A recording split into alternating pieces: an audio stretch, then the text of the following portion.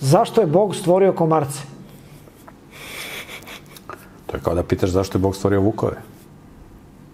Vukovi su u Bibliji opisani kao najkrvoločnije životinje. A mnogi vole da, i mnogi svoje deci daju ime Vuka. Imaš Vuk, Vukić, Vuksan, Vukašin, sve Vuk.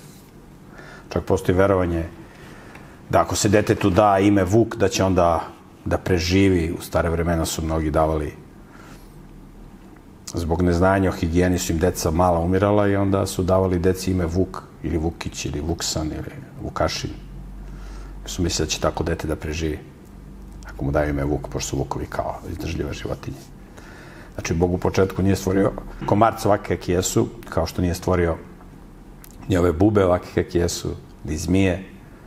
Kad su se ljudi pobunili protiv Boga, onda su brojni organizmi postali neprijatni za čoveka, kao stalno upozorenje i podsjećanje čoveka da čovek je izgubio tu slobodu koju ima u Edenskom vrtu i da živimo u svetu gde postoje demoni, gde postoje Sotona i gde postoje ljudi koji su demonizovani, koji su opasniji nego komarci. Tako da komarci nas podsjećaju na Sotonu i demone, trebalo bi da nas podsjećaju i komarci, i vukovi, i zmije, i druge krvoločne životinje koje mogu da nam naude, iako vukovi ne napadaju ljude, ali napadaju životinje.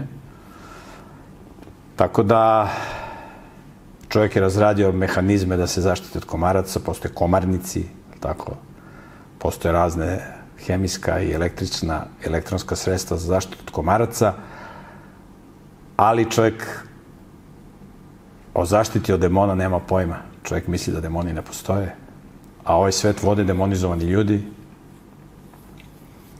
Tako da su komarci nastali nakon čovjekove pobude protiv Boga. Brojni mesojedi su nastali i svaštojedi nakon čovjekove pobude. U početku su sve životinje bile biljojedi. Tako da sve to negativno što postoji kod životinja treba da nas podsjeća u kakvom svetu živimo.